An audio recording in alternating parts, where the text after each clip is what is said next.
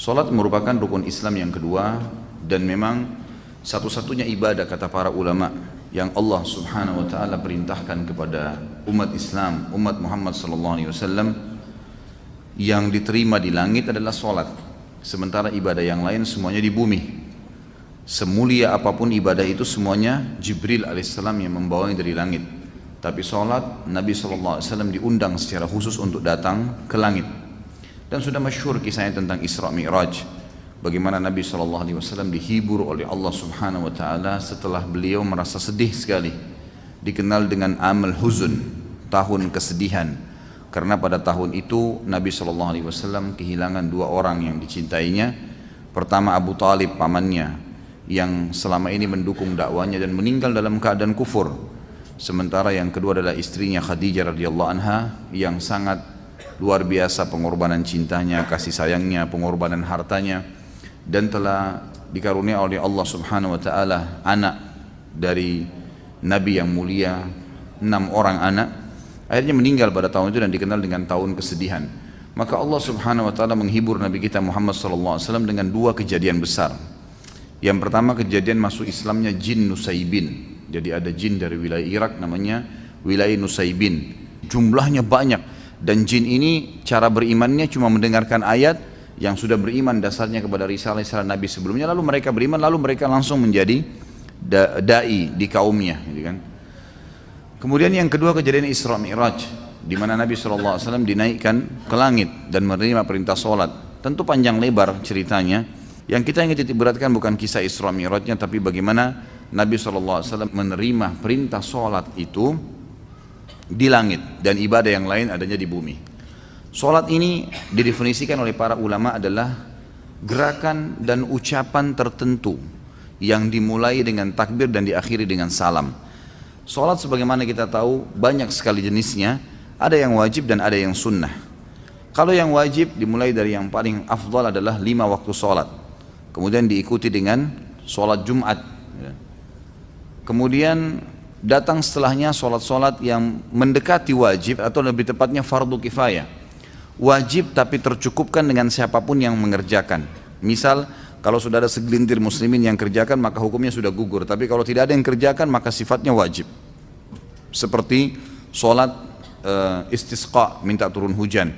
Seperti solat gerhana, solat khusuf dan kusuf. Kemudian seperti solat jenazah.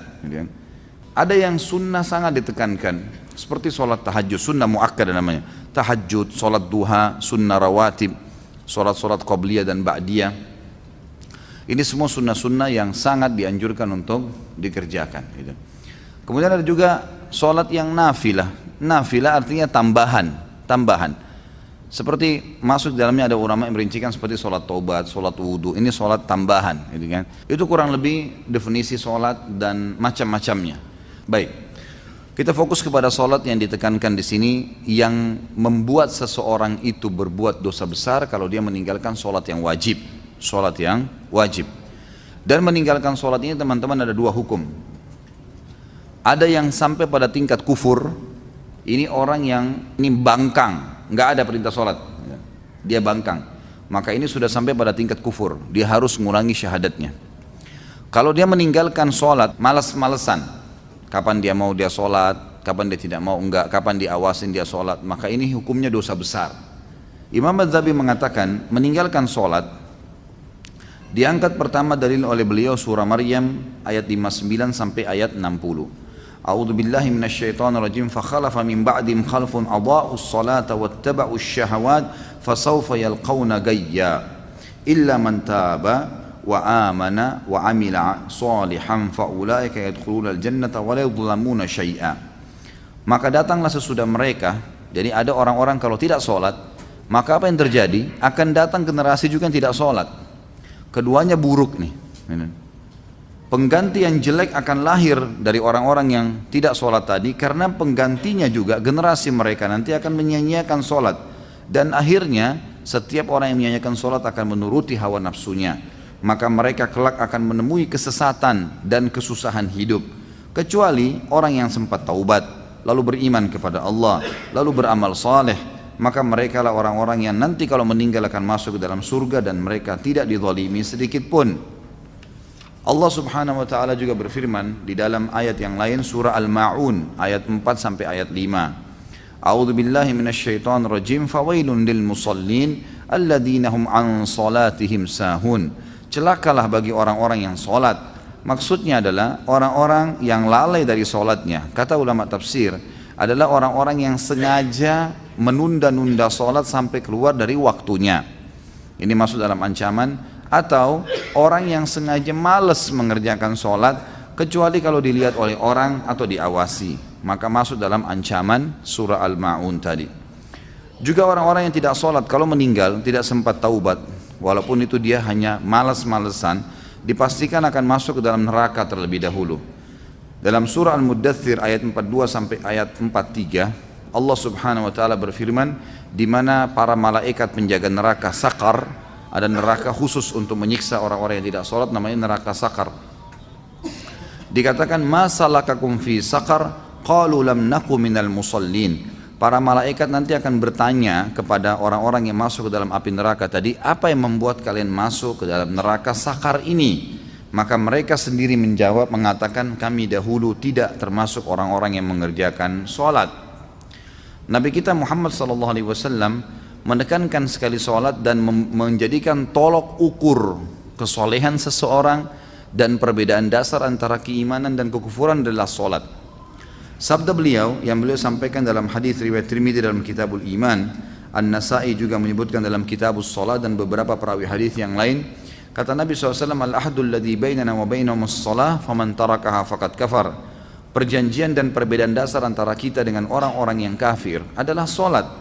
Maka barang siapa yang meninggalkannya, dia telah kafir. Maksudnya di sini secara membangkang atau jahdan.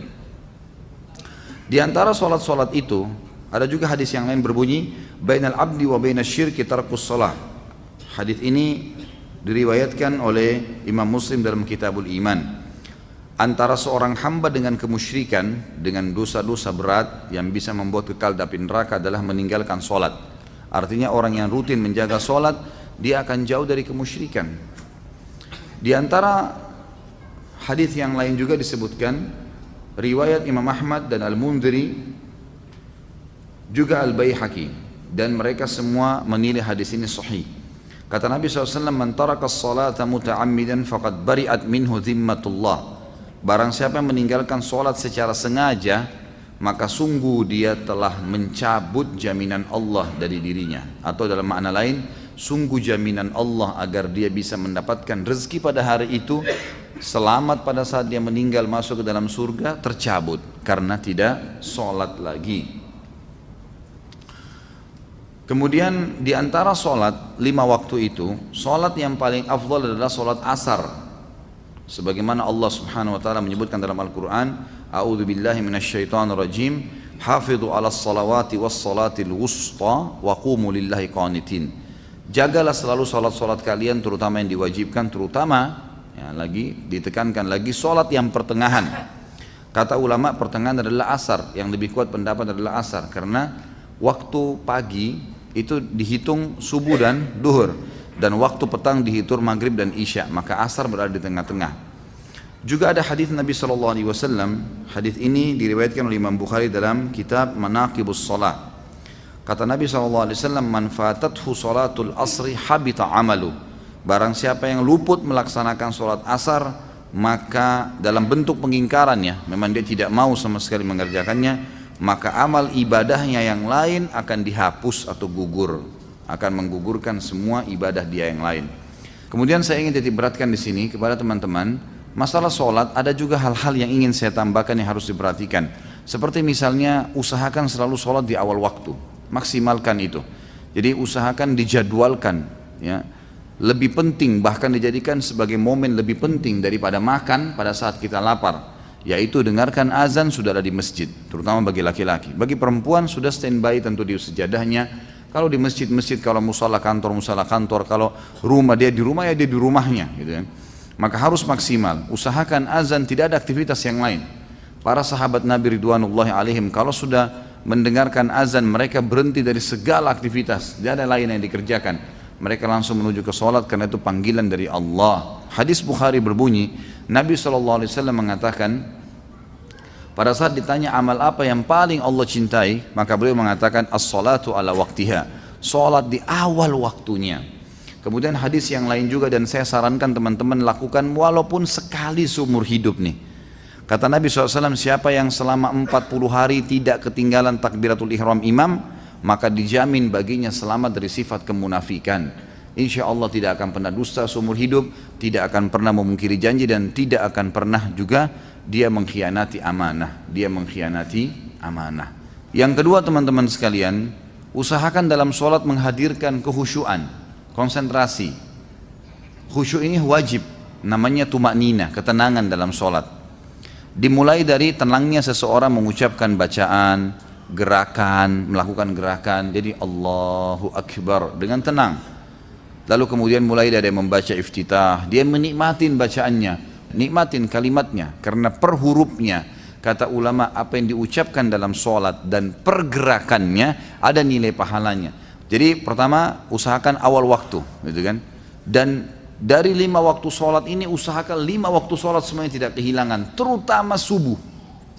Subuh itu terutama. Biar tidurnya begadang, bunyiin beker, taruh dekat kuping, gitu kan? Harus saya bangun, gitu kan? Jangan sampai kehilangan. Karena kata Nabi SAW, siapa yang sholat subuh, khusus subuh disebutkan, berjamaah di masjid, dia akan dibawa naungan Allah sampai subuh besok.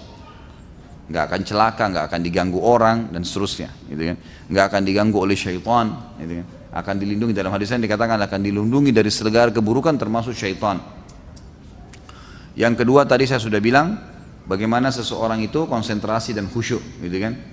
Yang ketiga, melakukan gerakan sholat secara khusus. Kita bahas masalah gerakan sholat sesuai dengan ajaran Nabi SAW.